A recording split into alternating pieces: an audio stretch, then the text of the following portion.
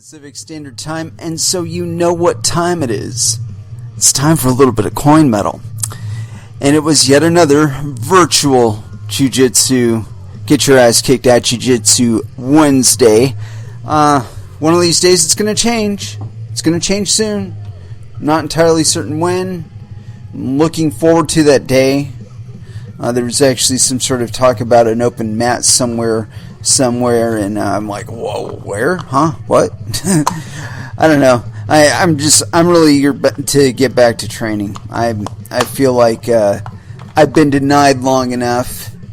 You know, I've put in my time. You know, the quarantine and all that. Got my solitary hours in, and so now it's time to get my ass kicked again. You know, or at least in class. In a nice structured environment where I can possibly tap and prevent real damage from happening to my body. But yeah, so I had something in, it's not really crypto related, but I wanted to kind of talk about a little bit before we got into it here.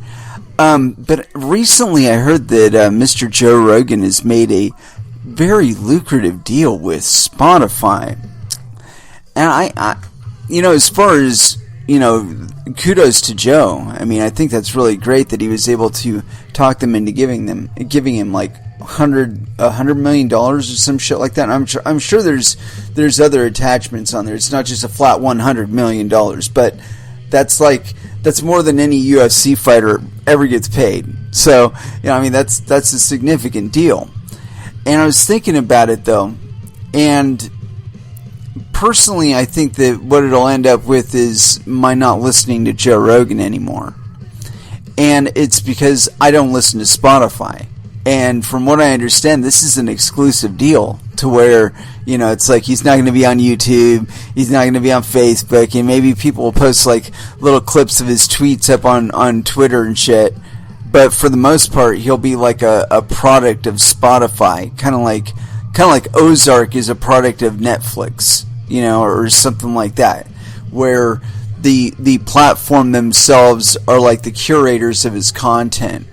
And so it's like, I thought that was really unfortunate, you know, because I guess it's supposed to like apply retroactively too, so his entire like catalog, you know, I mean, if there was ever any that you liked, you might want to download them or something, because from what I understand, they're not going to be available.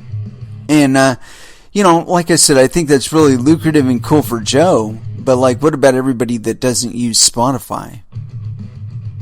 Basically, Joe would be, like, putting himself into a container that a limited number of people use. And that's kind of like self-selecting your audience. And I suppose that's a good thing to do. You know, hey, I'm not here to argue the wisdom or anything. I just think I think it sucks because, like I said, it seems like I won't be able to listen to him anymore. And I've been listening to the guy for years.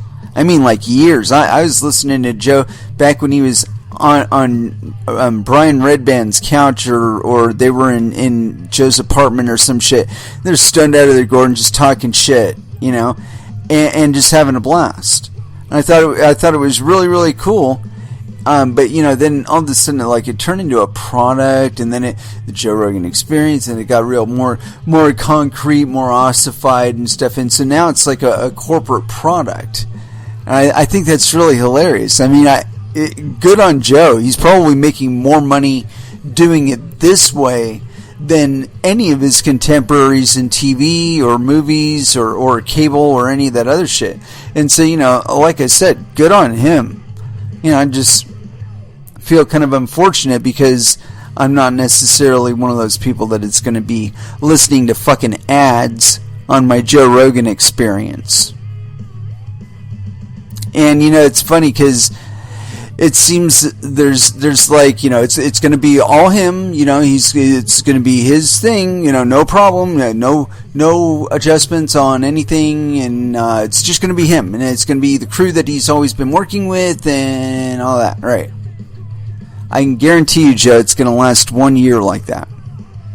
And then they're going to be looking at your numbers, and they're going to be saying, well, gosh, you know what happened, Joe? You moved to us, and all of a sudden you tank. And I would anticipate at least like a 15, maybe 20% drop, just because of what I'm talking about now, where there are a lot fewer paying Spotify customers than there are YouTube users. And really what it comes down to is you're an ad platform.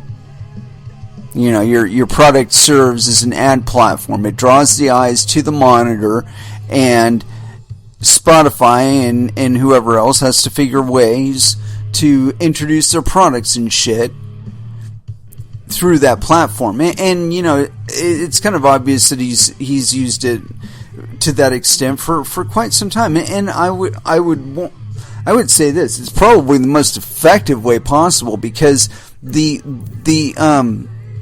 subject matter and the persons that he's had on his show most of the time are things that people are actually interested in.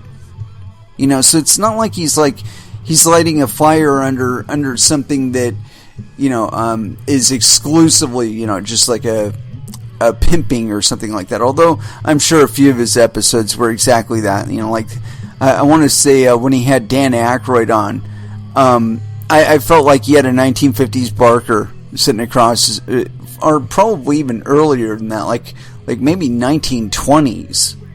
There's always been that stain to Aykroyd's acting. It's very character acting and, you know, method acting and all that. And it's cool. He's a good actor. But I think he's one of those like Robin Williams, where he's like pure talent in like one or two things, but just no discipline whatsoever. No focus, no concentration, just pure talent.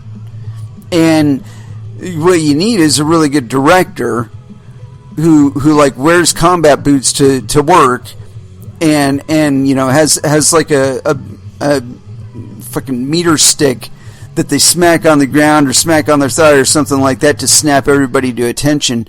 I mean, you need that person to be directing them, and that person actually has to have some sort of artistic sense, so they know what to do with that raw talent, and that's how you get a Good Will Hunting out of Robin Williams. You know what I mean? But like if you go to Toys, if you watch him during Toys, half decent acting, completely fucking off the charts everywhere. I mean, just complete lunacy. And it's worse with him because he drifts in and out between cerebral to physical humor, and so it's like you're all over the fucking place. But anyway, I think that kind of thing with Joe, he's had a really broad audience, and so for him to be coming into this really formalized thing, I think it'll be like rock bands. Like, you know, at first it's like, oh yeah, you know, we love what you're doing, you keep doing what you're doing, or you know, we're just going to have this advisor come in, and you know, he'll give you some advice once or twice a week. You don't even have to fucking listen to him, you just ignore him or whatever, right? And next thing you know, when that guy comes in and you're ignoring what he's saying, the guy that told you to ignore him is calling you back saying, why didn't you do the thing you said? You know, we pay that guy a lot of money to give you advice on how to improve the show. And before you know it, he's telling you to fire people that have been part of your staff, your support staff. You know, and before you know it, you're completely isolated, and the only input is what they're giving you in addition to what you have. And by then you've completely alienated all of your friends that you came up with, and you know, that's just how it's worked out. You know what I mean? And you really don't have to look far. I mean, if you were to go back to, I want to say like the 1980s, late 80s, mid to late 80s, about when MTV really started getting popular. And if you were to go back and you were to talk to a lot of the hair band people, you know, people that were both in the bands and also in MTV at that time, and they'll tell you the litany, and that it's like it's a program.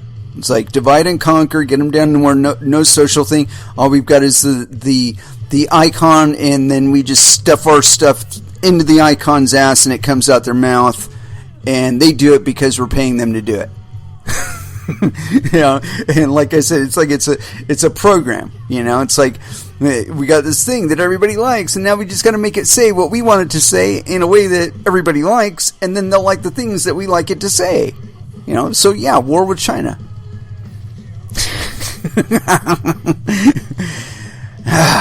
Anyway, let's go ahead and throw down with some music. That was a bit long-winded, and I know I just got some caffeine in me. That's really what it is. You know, if you want to attribute it to anything, I just had my daily dose of stimulation. And so yeah, you know, we're going to start with Body Count. We've been drifting away from Carnivore, and that is their latest release. So, you know, it makes the most sense that we got to come back to it. And so here it is. Carnivore, First Dance, here on Coin Metal.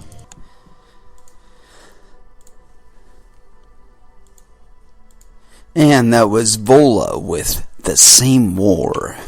Man, I am really liking Vola. I recently discovered them, or at least relatively recently. And, you know, it's funny because I'd been in a discussion with a friend online, and it was more about, like, you know, what we were into as far as music goes. And I haven't really said anything about who I'm currently into other than I've given Melvins a significant chance. I mean, I'm going to be really honest. I like the Melvins. There's nothing wrong with the Melvins, but there's something about their music that it's like, some of it feels like it's like one, maybe two steps above a first run jam session. It's like, you know, they've figured a hook and just kind of went with it, you know, and then said, cut, that's a song. You know, I did that when I was a kid too, you know, and so when it feels that way, you know, it's like, okay, you know, I can respect that you can improvise an entire album, but it's not really something that I'm into. You know, but then there's other stuff that they do that is really, really thought out, and it's like really intricate, and it's really cool. And so it's like, okay, what the fuck is going on here? Are you guys just like a put on? Or are you that fucking good that you can just jerk me off half the time and then give me the good stuff and expect that I'm like not gonna see the difference? You know, come on now. You know, I've seen them live, and so I know the guys are really fucking talented. They're very good musicians, and so, you know, it's not one of those things, you know, where they're using technology to compensate for a lack of ability, and, you know, it's like a endemic lack of creativity that's going along with that lack of ability. No, it's not one of those at all. I mean, you know, it's like when I saw them playing, I got the impression of guys that, and you know, one of these people, like when you're in high school, you like hung out with one of these people, like especially if you smoked pot while you were in high school, and one of these people where like half the time they didn't even show up to high school, and like when you come over to their house at lunch, they'd be sitting there watching soap operas and playing a guitar, because like at 6:30 a.m. when you were getting ready to go to high school, you know, they woke up at like maybe 8, and the first thing they did, they maybe put on some coffee or whatever, but like, you know, they walked right back to their bed and grabbed their guitar and just sat there and played. That was like their waking up ritual when they were in high school, and they kept doing that throughout their 20s and throughout their 30s and throughout their 40s and now into their 50s, and they're very, very talented. So, you know, it's like that's my impression of the Melvins. It's very, very talented guys and very meaningful music in some points, but like at other points I'm like, come on, you could have put just a teeny tiny more effort into it, please, or at least be a little less cryptic. I mean, I know that's like part of the inside joke that, you know, you got it over on somebody that they have to draw their own conclusions and they're not necessarily the same ones that you had intended or that you were really communicating. and you know, you got that inside joke over your audience, and there's some entertainment value in that. I'm at least for you. But I think that that even that angle, if it's overplayed, where I as an audience member start feeling like kind of like alienated. It's like these guys that do the Cookie Monster vocals. I can't understand you. When I'm in my car and I'm at the stop sign and I'm waiting to go and I'm hearing your music, I'm not catching on to the hooks because all I'm hearing is and I'm not hearing, like I don't know what you're trying to communicate to me. It's like I don't know. I think that's one of the things that I was kind of lost, that's been lost on me with regard to metal. And this person was trying to communicate to me a mild disaffection, at least, and they were very, very honest about the source of it, at least, being their own feelings. And I can completely, I don't know, I can't understand it, honestly, because I'm not him. He's got his own thing, and that's for him to be and for me not to be, because I'm not him. So, but I can kind of sympathize a little bit, only because I've been into metal pretty much since I could appreciate music. You sing along with music because your parents are singing along with it, or your siblings are singing along with it, or your friends are singing along with it because their friends or their parents are, it's kind of a social thing at first. And then you start hearing a different array of this stuff. And you're like, okay, wait a minute now. There's more than one type of this type of stimuli.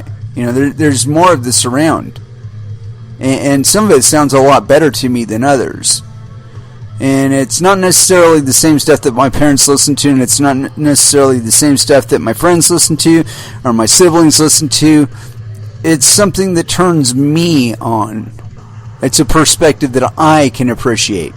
And so again, where there are these presentations where that isn't available. Another one in metal that gets me, really pisses me off, really, is these bands are like 5 and 6 people, and they're all incredibly talented, and they're all speaking in the music, but there's no vocalist. There's no vocals at all. There's just this guy playing leads over some really, really highly textured rhythm and hooks. Yeah, whatever. Fuck you. I'm a human being. I'm not a guitar. I know you're communicating the emotion through the guitar and whatnot, but I'm a human being, and I understand things in a conceptual sense and whatnot more when it's communicated to me vocally, at least vocally, if not visually too. We're incredibly visual animals, and so like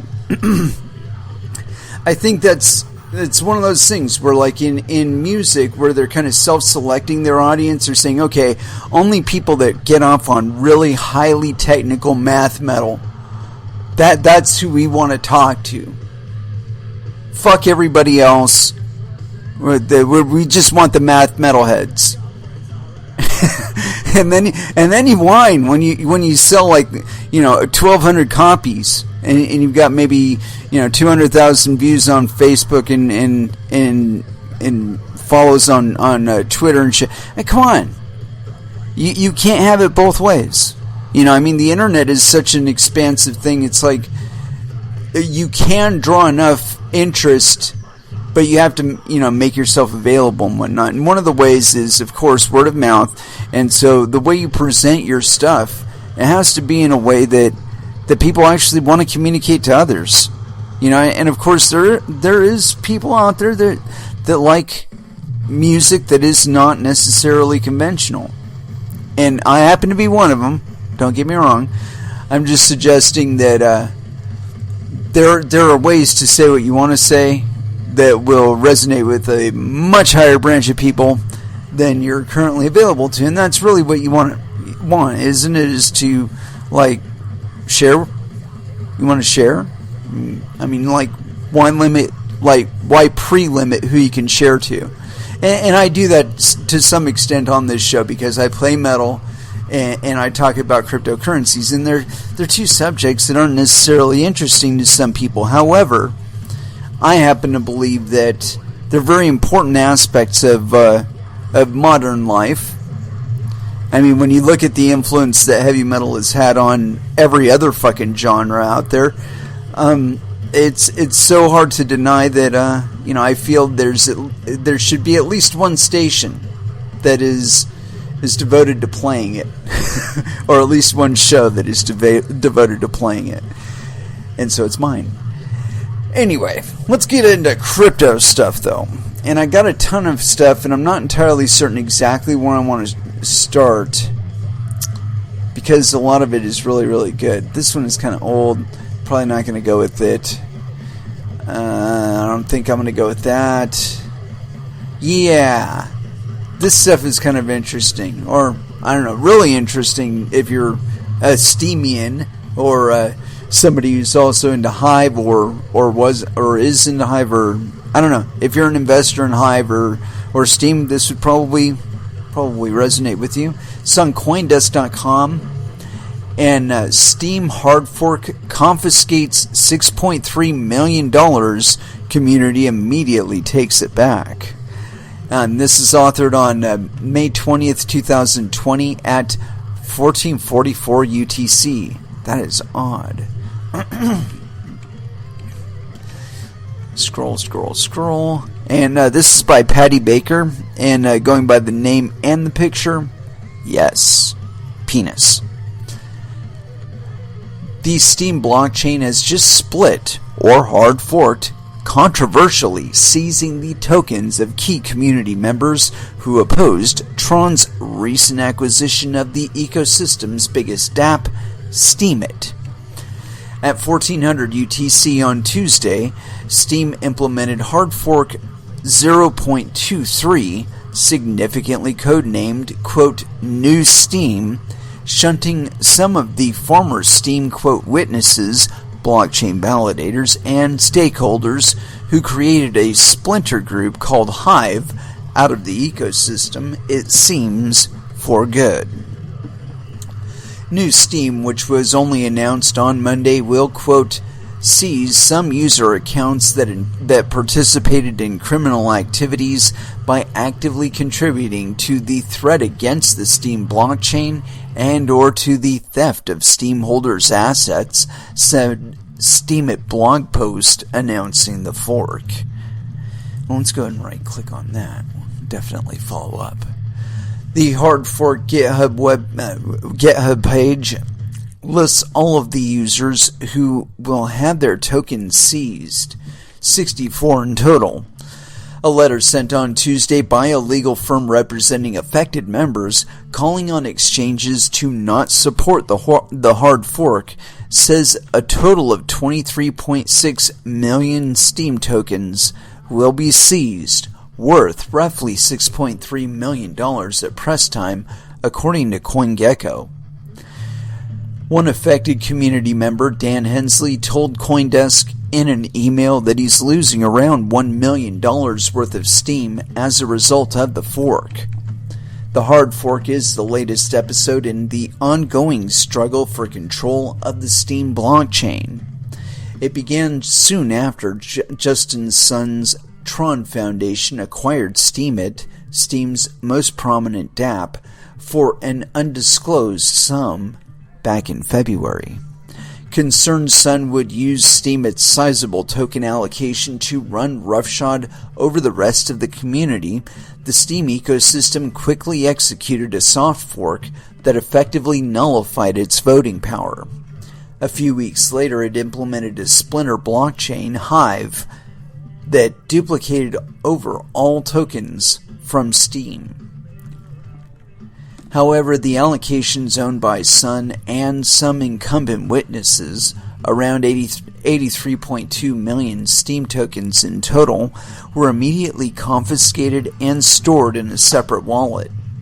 The Steemit post says the exclusion of the selected Steam players from Hive was illegal and, quote, a clear violation of the property rights of Steam holders. While Sun himself has denied any involvement in the hard fork, on Monday he claimed he was working with law enforcement to recover his confiscated Hive tokens. It's hard not to see the new Steam hard fork as an example of a tit-for-tat move, but that's not how it was phrased.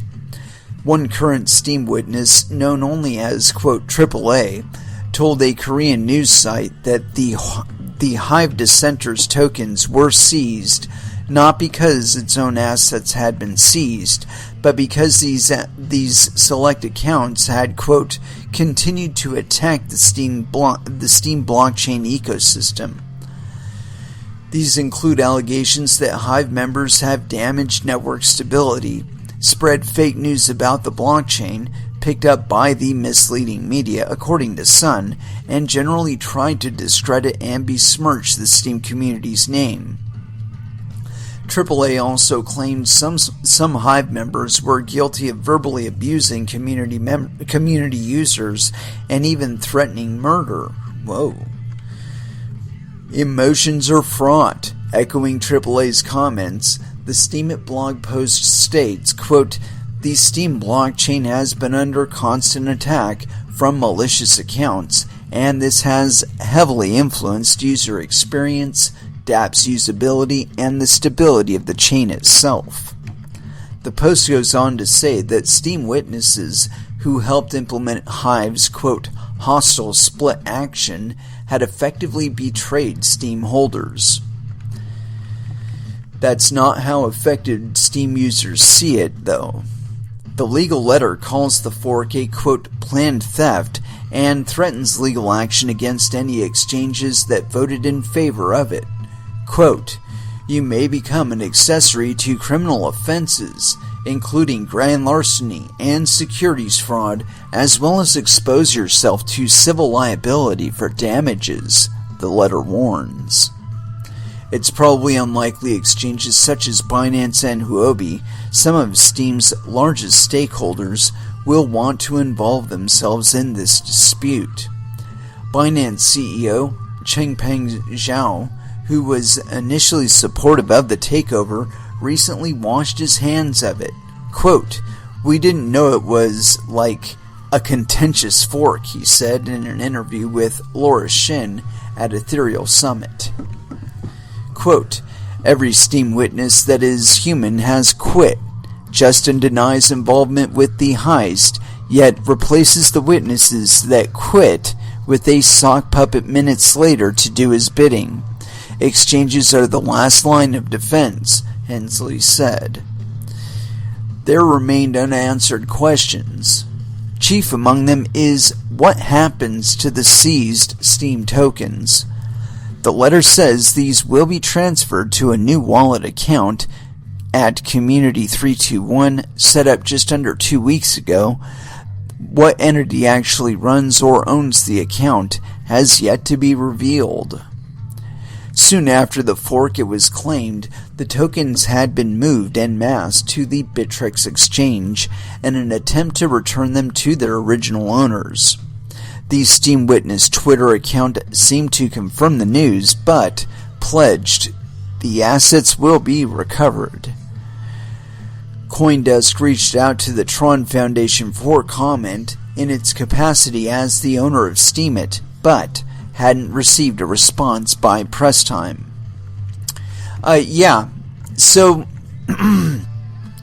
what this really stems back to is the acquisition of Steemit by Justin Sun. And so, I guess his expectation was that he was going to be able to acquire Steemit, and all of the users were just going to go along with what he wanted to do. Well, that's not the case, and that's kind of what started all this enmity, And I think that it's something that they brought upon themselves, Specifically, I think it was a few of the exchanges got together, and because they were massive stakeholders, they got together with Justin. and basically seized the community funds or some shit like that, or seized control of it. And so,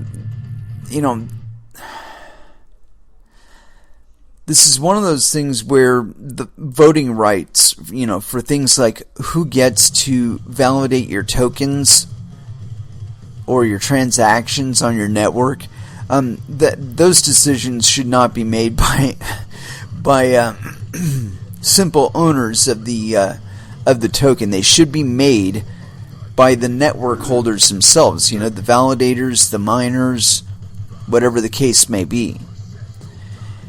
And so, it's one of the reasons why I've never liked DPoS, delegated proof of stake. If you're going to do proof of stake, do proof of stake. Be completely open and ad hoc and allow anybody who wants to in. Otherwise, you are going to always have these issues. And the place where it's always going to be is in the hands of the biggest stakeholders.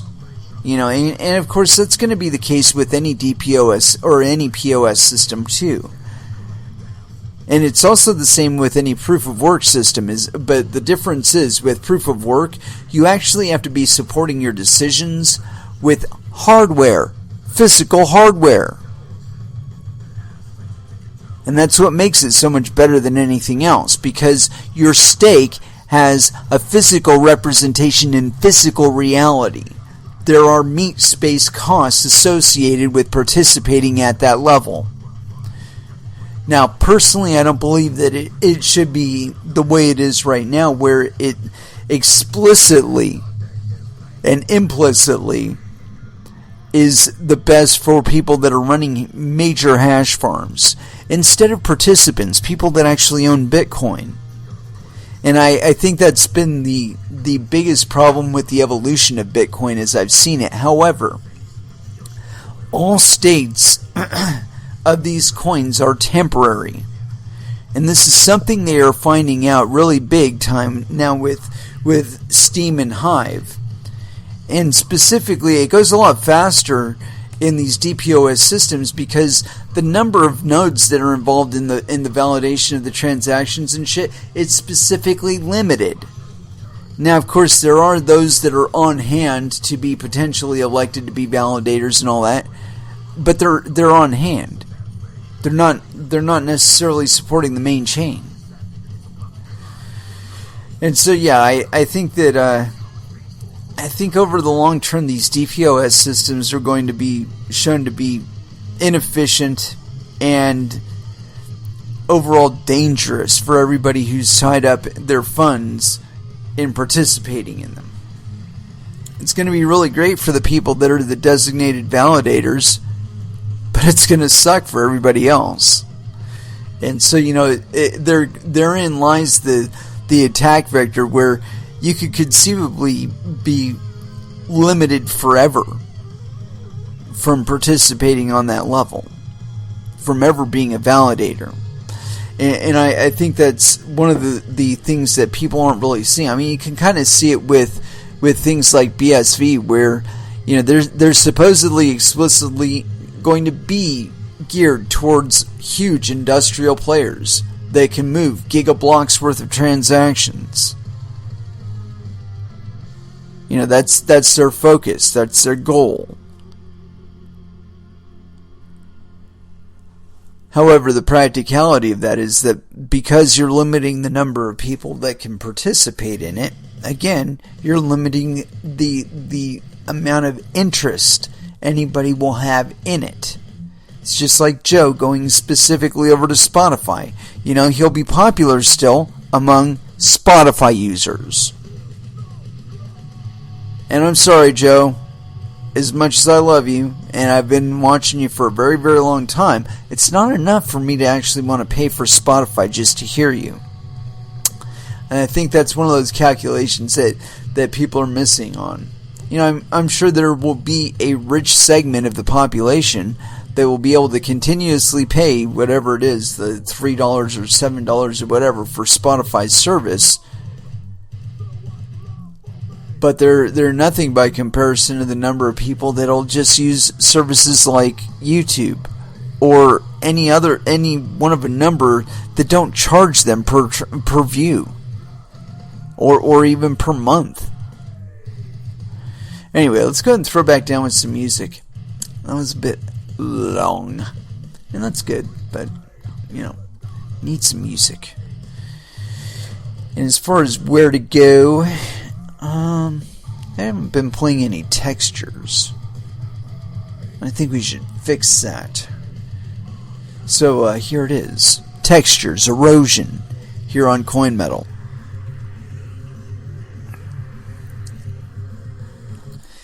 And that was Ministry with Let's Go. And so, as far as what we're going to get into today, beyond that, I think I wanted to get a little bit further into that, though. I lined up a whole bunch of articles that I wanted to get into here. And I think we should go back to the original source, though, Steam itself. And this is on steamit.com. Dear Steamians, many things have happened since February, and we believe that this is time to wrap up and move on. The Steam blockchain has been under constant attack from malicious accounts, and this has heavily influenced user experience, dApp's usability, and the stability of the chain itself. Note that 22.8888 was previously implemented as a temporary, reversible measure that to resolve issues, unlike 22.2, where now Hive witnesses froze Steam Inc. related accounts. Total amount 65 million SP, worth about $13 million US, without any public discussion or notice. 22.8888 was different in two ways.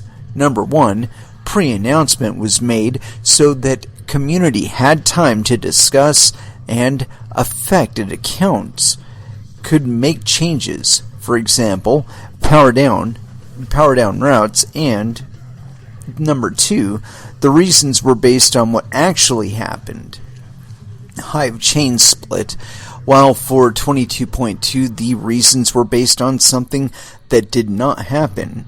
It was mere speculation, like, quote, it may happen, or, quote, it is likely to happen, argued by some 22.2 witnesses. Note that there was a legal request not to use the name Hive for the Steam code copy chain. Source, Hive blockchain requests to cease and desist from new Steam community hard fork using the same name. While the current version of the article uses the name Hive for simplicity, we will modify the article if we receive a request from Hive Blockchain Technologies Ltd. Hive. Since 22.8888, we have observed even more negative actions, including but not limited to, number one, intentionally undermining network stability by running different versions of the witness nodes and or spamming malicious transactions. Note that this can be solved by hard fork, as these transactions will now be ignored. Number two, spamming meaningless or hostile posts/replies to displease Steam users and render the ecosystem unattractive for the existing user base and all potential new users, PO, and investors. 3. Negatively and severely affecting the ecosystem by siphoning the rewards pool and using bots to automate the farm and dump on the chain without any care given to the POB concept. The purpose of these malicious activities was to push users away from Steam by allocating part of the reward pool to their farming circles in the aim to highly lower the rewards that genuine authors are getting, engaging in heavy farming by recycling and posting stolen content to damage the SEO advantage that the community has built during the past 4 years, in addition to putting huge selling pressure on Steam to keep people away from it by continuously dumping all the steam generated by the farming. Number 4, spreading FUD, rumors, and targeted disinformation, along with attacking, doxing, and publicly shaming users with different opinions. Thus, witnesses have decided to make changes with HF to protect Steam network stability, enhance Steam user experience, and protect Steam community users' property rights. In particular, we expect Steam users may enjoy faster, more reliable Steam blockchain, as the issues of 1 will not be relevant. We notified that there will be 3 changes. Number 1, power down period will be reduced to 4 weeks instead of the current 13 weeks. This change is to promote more users to stake Steam without fearing their assets locked up for a long period, and to participate in Steam activities. By creating a more friendly environment for investors, we expect this change to positively enhance Steam stakeholders' experience. Number 2, update the documentation and other key related materials necessary to secure Steam, gain network stability, honor user experience, and ensure the proper functioning of the chain and projects that are built on top of it by providing accurate and up-to-date data. Number 3, seize some user accounts that participated in criminal activities by actively contributing to the threat against the Steam blockchain and or to the theft of Steam holders' assets.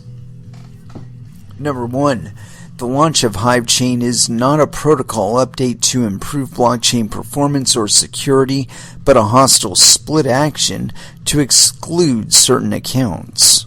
Number 2, some of the previous main Steam witnesses, now most of them are Hive main witnesses, put Steam blockchain at risk by threatening the stability of the Steam blockchain while running a hostile hard fork version on Steam, even though their main job as main witnesses was to protect and maintain the integrity of the Steam blockchain.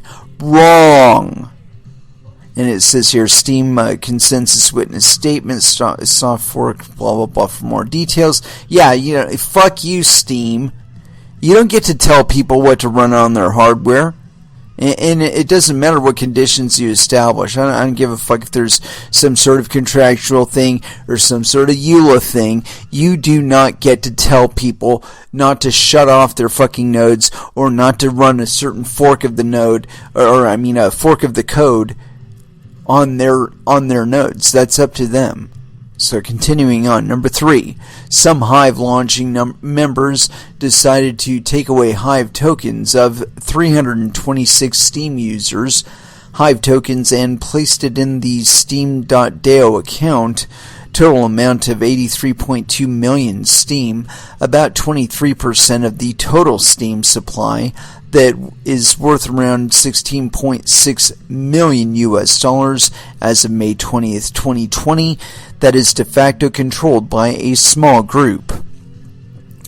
This is a clear violation of the property rights of Steam holders, as these Hive members illegally transferred assets of the Steam users that were assigned at the time of the snapshot. Code copy chain split time. One may find these transfer records on Hive blocks or on Hive Block Explorer, for example. One screenshot is provided below, and we're not going to read that. Reference all of the transfer codes, blah, blah, blah. Ironically, the very reason that Hive witnesses got their spots at the Hive launch was the result of Steam token holders voting. And it was even more disturbing that many Steam users who got their assets stolen actually had voted for more than 5 Hive witnesses than Steam main witnesses, but those Hive witnesses betrayed Steam holders who voted for them. Now that some of Hive witnesses use the misleading word airdrop, but it is a mere copy chain, so quote snapshot is the proper one. If a chain is to start from scratch, quote airdrop is a proper term, and the chain designers may choose whatever airdrop method. However, the Hive case is a clear copy. Hive copied everything from of the Steam blockchain, such as account names, passwords, previous postings, assets, etc. What they have done is taking other users' assets after the snapshot. Also note that some of Hive users use another misleading concept like, quote, there was no Hive before the split, so no Hive can be taken away from Steam users. This is categorically inaccurate and misleading. How can you transfer something that does not exist? Their blockchain record clearly shows that Hive HBD and Hive Power were transferred. Oh shit, there's more than one type of Hive? However, witnesses understand that some Steam community members may have different views regarding specifics. We reiterate that witnesses respect the importance of the Steam community, encourage Steam community discussion sessions, and fully support Steam community decisions. Proposals may be made via SPS so that any Steam community members may suggest potential exclusion of certain accounts that were affected by the HF. More details will be posted soon. Steam on. Well, let's check some of the responses. B-Chain Bastard says, wow, incredibly disturbing turn of events. The fact that Justin and friends would even consider straight deleting users' assets that they invested hard-earned money and time into is insane and goes against every core value of decentralization. Thank God that the decision was made to hard fork, otherwise this project would have been made a complete waste.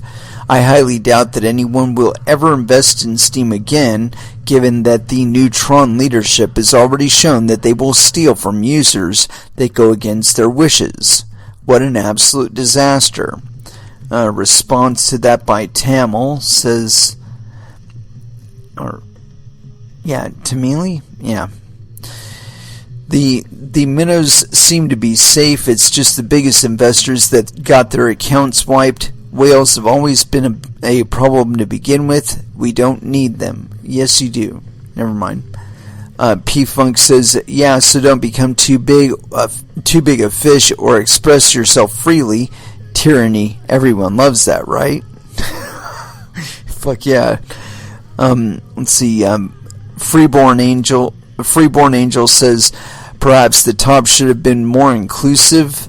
A median payout of 0.6 is sure to excite a very few people. Yeah. Let's see. Don Thomas says, maybe yes, maybe no, 0.6 payout. You all constantly ignoring facts and still run around telling, quote, your truth, but never read carefully the lines from the post. This is clearly written. This is a very clearly written story from what is really happening before. I stated this for a long time before the hard fork, that going this way on the side of the old top witnesses and their big friends will lead to reaction from JS, who was forced to do so from, I would assume that's Justin's son, who was forced to do so from the, quote, old gang, so why now cry and try to find a bunch of shitty reasons to discredit him again? It's all about trust in one and behavior, nothing else. The old gang had taken a wrong decision, which hurts a lot of active and solid Steamians, many of them not quite in line with the old gang's reaction to JS, and now wondering what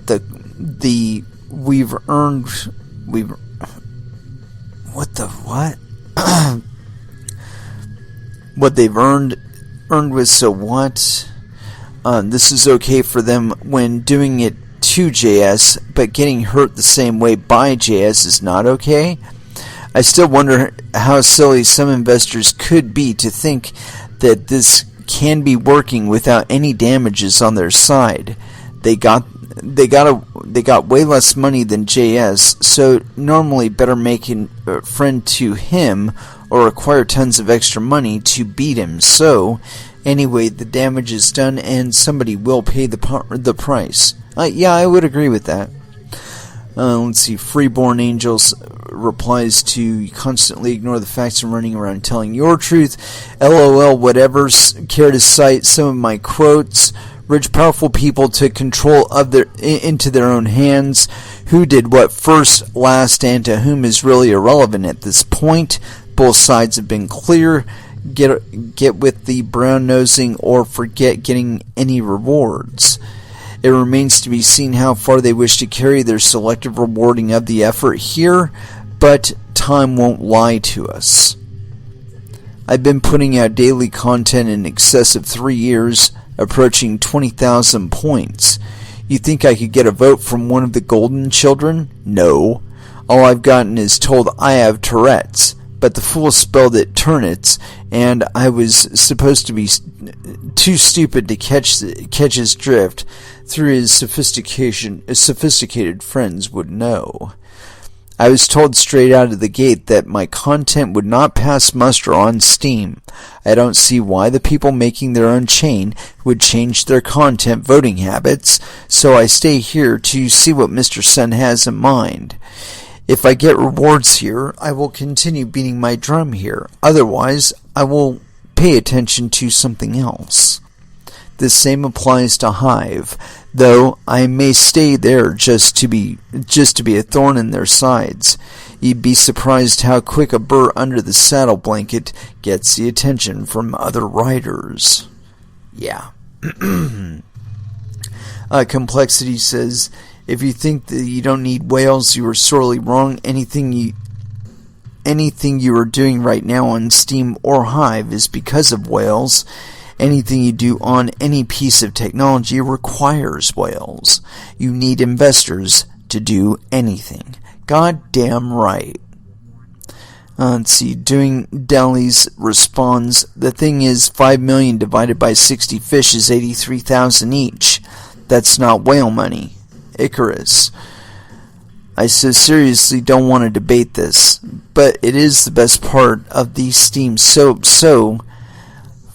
far I've seen in 4 years, and after my experiences thus far, things might still go anywhere. I can't help but think very quietly, woot, karma. Maybe I'm evil too. Face it. If you want in line with the elder Triffids, or Triffids rather, and their steam cleanery and whatnot, you would never get a job in town. So what's new? Drama. If there is an actual cleaning of the chain going to happen, then that's still not this. I'm nothing but curious. I'd probably be more weary if I had more money in it, but I welcomed our new Chinese overlords from day one, since I was tired of the elders anyway, since long before that. It's a business now. Not a wallet off of the little pond, or a walled off little pond.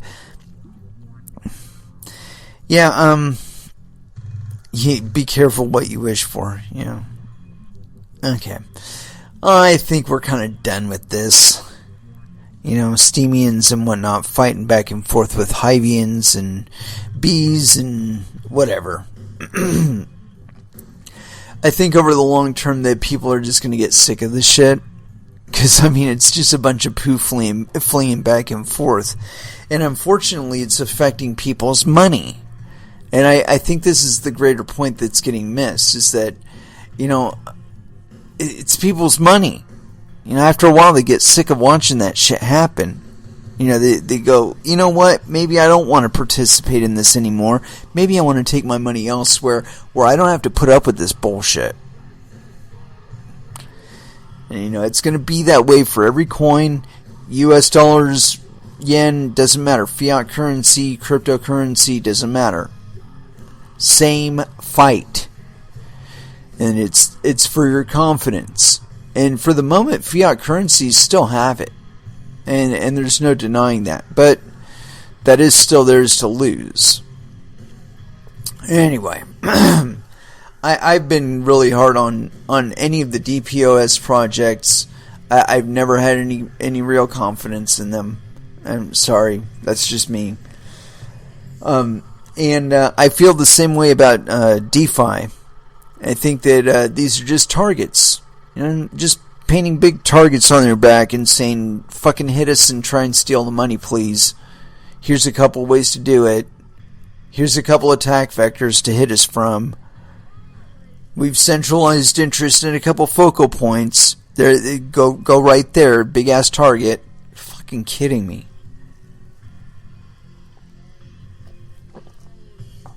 Anyway, and so this next thing I've got is on theblockcrypto.com. BlockFi says it suffered a data breach, but no customer funds were lost. And this is by Frank Chaparro. So yes, penis. And this is authored May 19th, 2020 at 8:30 a.m. EDT.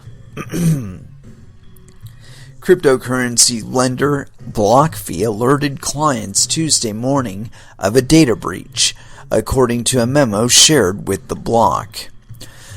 The breach occurred on May 14th, impacting less than half of the firm's retail clientele and none of the firm's institutional clients, CEO Zach Prince confirmed to the block. The breach, which lasted for about an hour, did not impact customer funds, said the firm. It, however, did expose account activity information as well as customer email addresses and postal addresses, social security numbers, and images of client licenses and government-issued IDs were not exposed, the company said. From the memo, emphasis is their own, quote, on May 14th, there was a data incident at BlockFi that exposed certain client account information for a brief period of time. While no information was accessed that would enable the intruder to access your account or your funds, we believe it is in the best interest of transparency to share the following details with you and all of our other clients who were potentially affected. Your funds, passwords, and non-public identification information are secure and no BlockFi client or company funds were impacted or at risk. No action is required by you. Okay, well that's a fair enough disclosure. A BlockFi incident report stated that the data breach was due to a SIM card swap attack on a BlockFi employee's phone number. The attacker also attempted to withdraw client funds on BlockFi, but was unsuccessful in doing so, according to the report. Data breaches are not unusual in the cryptocurrency market. In March, it was reported that more than 250,000 Trident Crypto Funds customers' usernames and passwords had been stolen in November of 2019. Crypto derivatives giant BitMEX drew the ire of Twitter users for a breach that impacted the majority of its users, as the block reported.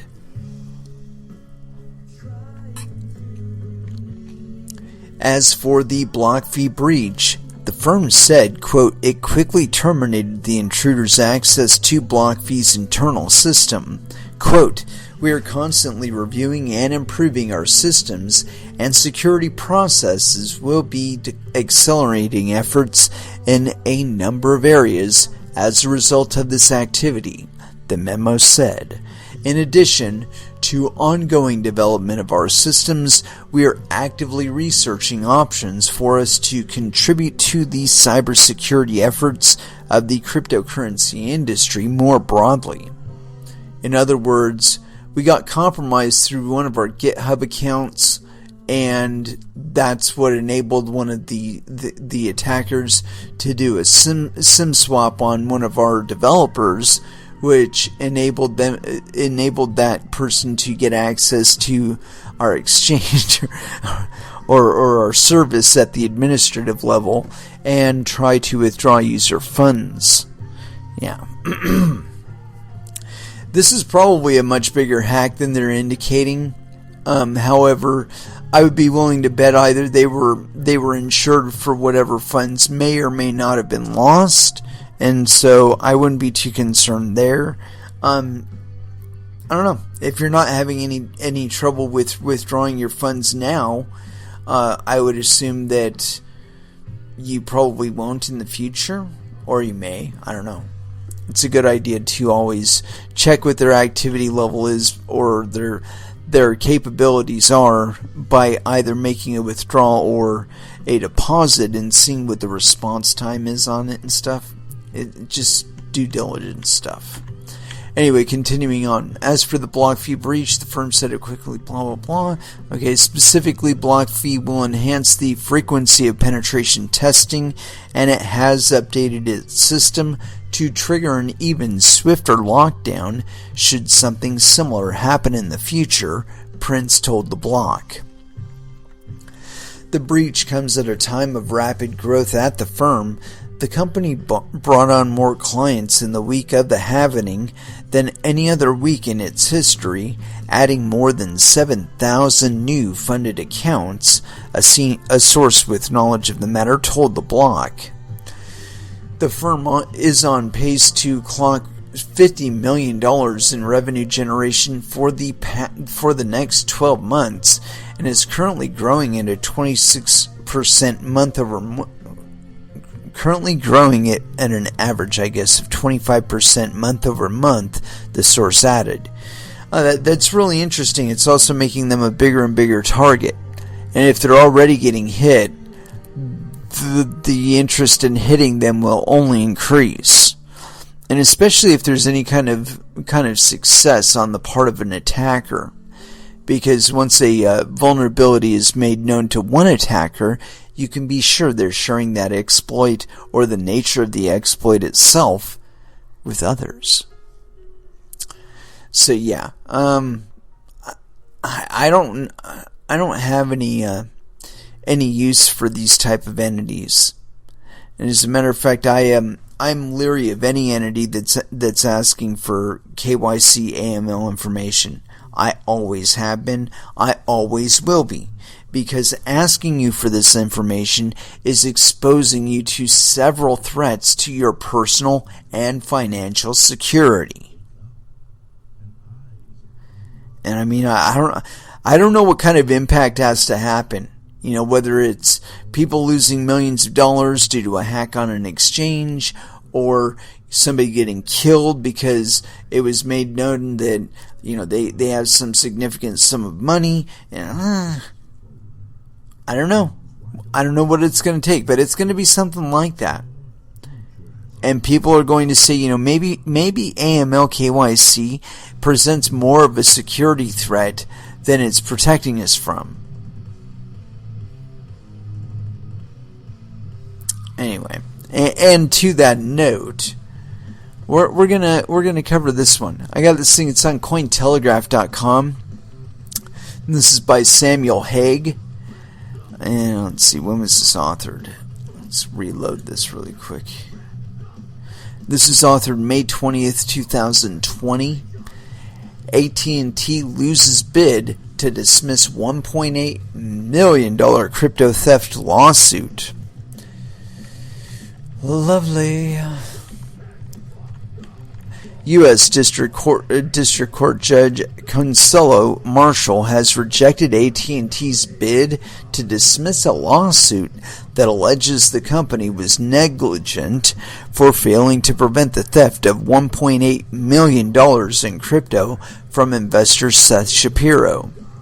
In the judge's order allowing the suit to continue, Shapiro's claims of negligent supervision, claims brought under the Computer Fraud and Abuse Act, and requests for punitive damages were left intact. SIM swap attack.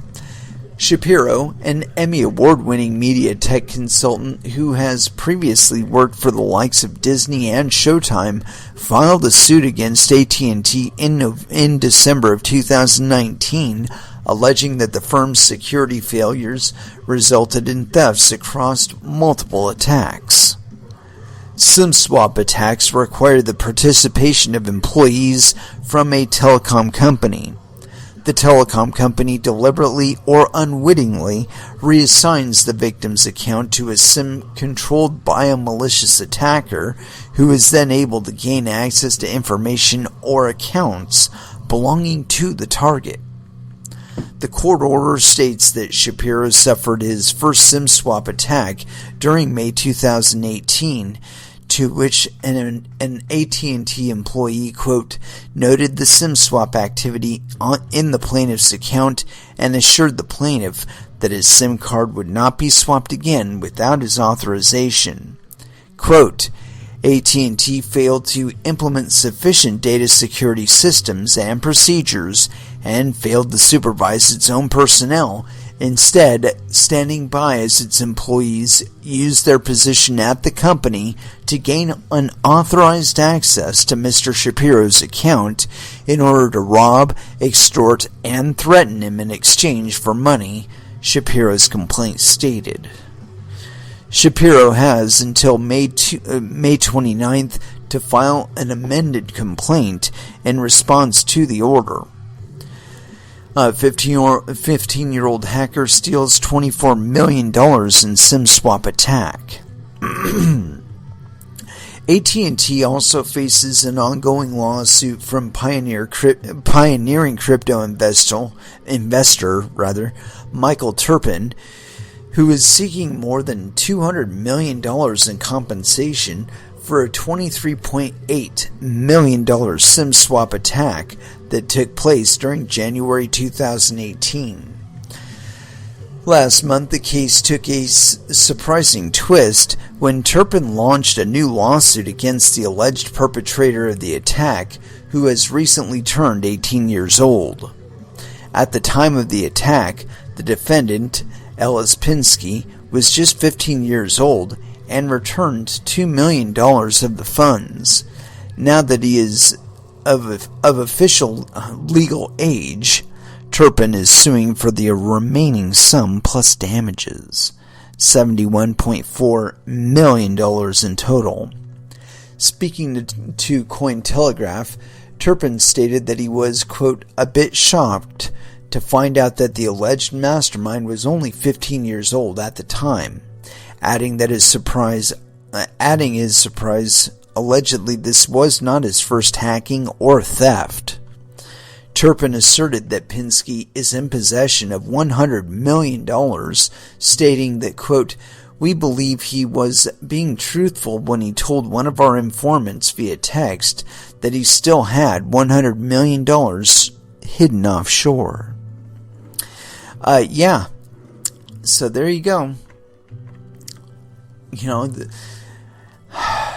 AT&T is going to learn this lesson. If not in these lawsuits, in later lawsuits that result from later hacks. That being the possessor of such information, they are an attack vector. And as such, people will attack other people. I mean, that's all there is to it. They're a place where administrative control can be assumed over your personal information, all of your personal information. You know, including access to your bank accounts, your exchange accounts, your GitHub account. All of that via the AML KYC information that AT&T is required. Well, I don't know if they're actually required to, but that they choose to steward for their customers. And because of that, this interface issue that they're having, it is going to cost them billions of dollars, whether it's in legal fees or where plaintiffs are actually successful in suing them, or just in court fees. Lawyers are expensive people. And I'm sure there will be no end to the litigation as long as it can squeeze on that nipple.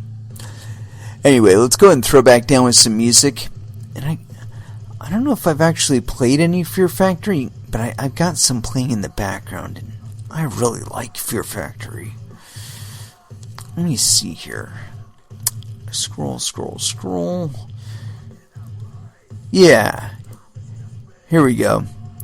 Autonomous Combat System by Fear Factory, here on Coin Metal.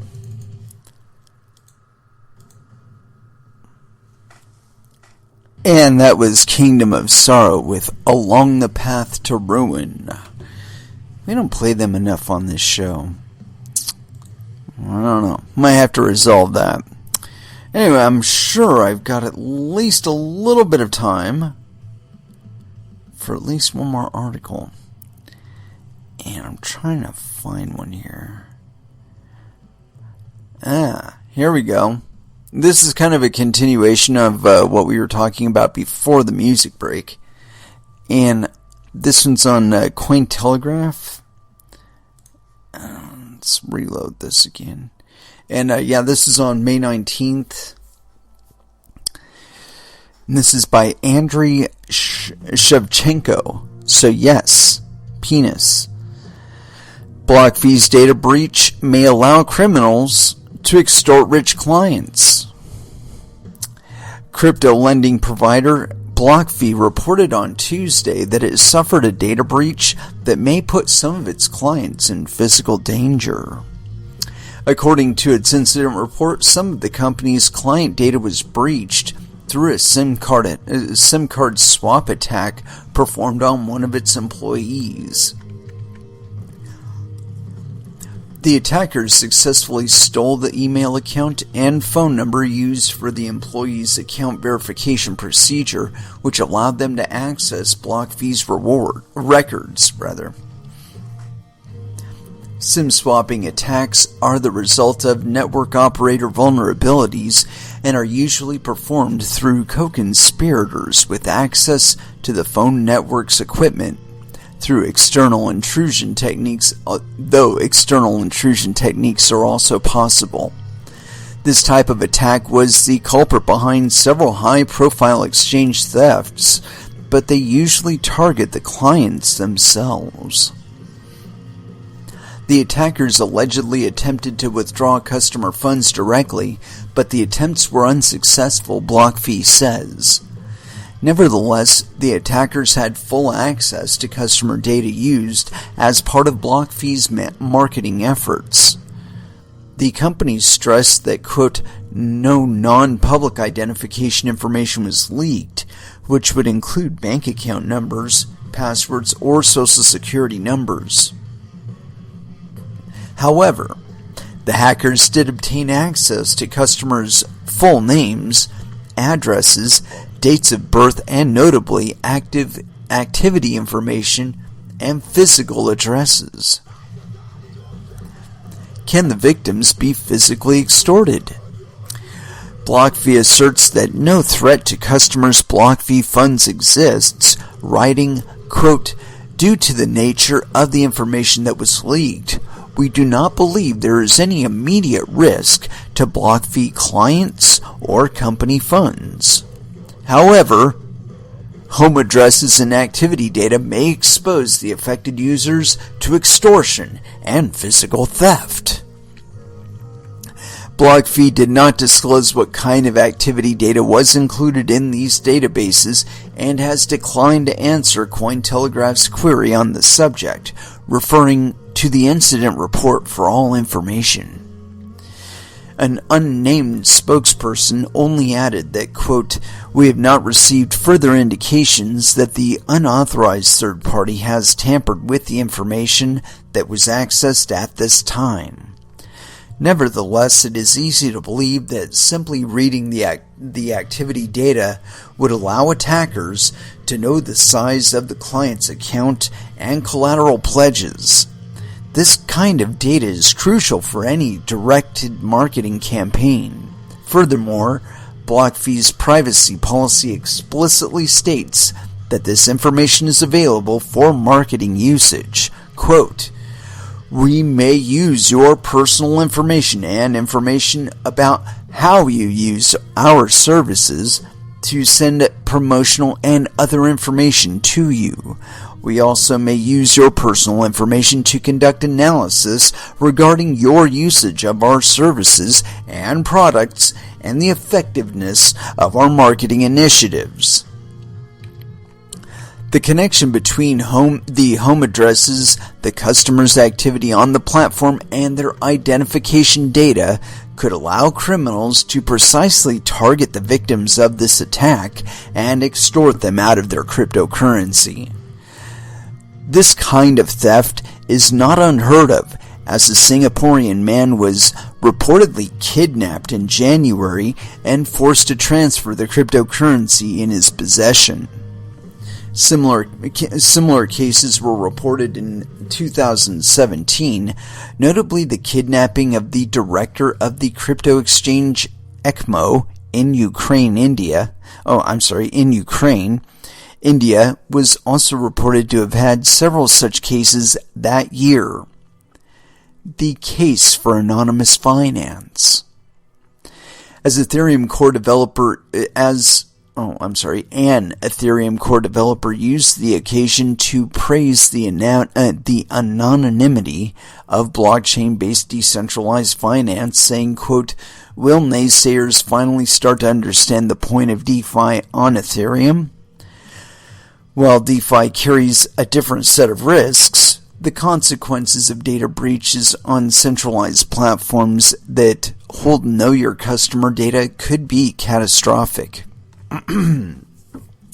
I believe that this issue will not go away until we stop this attempt to directly link everybody to their information. I know it's being done on behalf of fucking surveillance companies and shit like that, but really, how much safer is that shit making us? In all honesty, from the indications that we're seeing from these attacks, whatever benefit that they get from gathering that information, it is coming at vast cost to their customers. And while individually that usually only amounts to maybe a couple $100 or whatever, I mean, who gives a fuck, right? What happens if the funds that you're holding suddenly appreciate vastly in value? Suddenly people that were, holding maybe a couple hundred Ethereum worth of monetary value in any one of these DeFi projects could suddenly become a viable attacker, place to attack. Somebody worth attacking.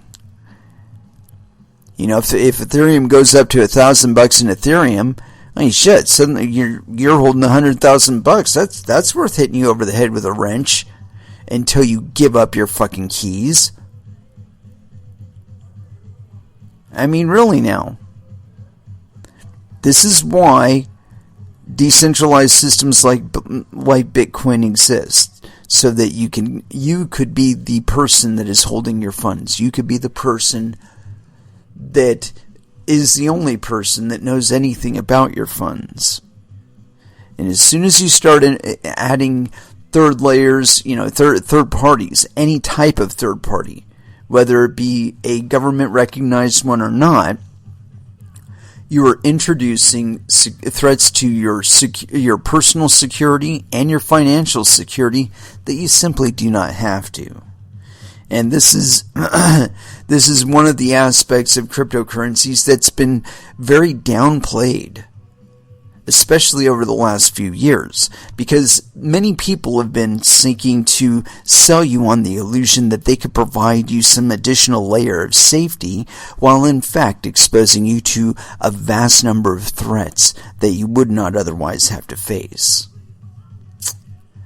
And it is with that I'd like to close out this episode. Thank you very much for listening. I certainly do appreciate the support. We will be back again on Friday at 8 p.m. Pacific Standard Time. And so until then, I want y'all to trade safe, do your homework, and watch out for your own bunghole, because nobody else is going to do it for you. And as far as our last dance is concerned, I have not picked anything out, but I think this one is appropriate. Rivers of Nile, A Home. Last dance here on Coin Metal. Oh, wait a minute. No, we don't even have that much time. Shit, we only got 1 minute. Big Man with a Big Gun, 9 Inch Nails. Let me find it. And Big Man with a Big Gun, last dance here on Coin Metal. Thank you again for listening, and y'all have an excellent evening. Good night.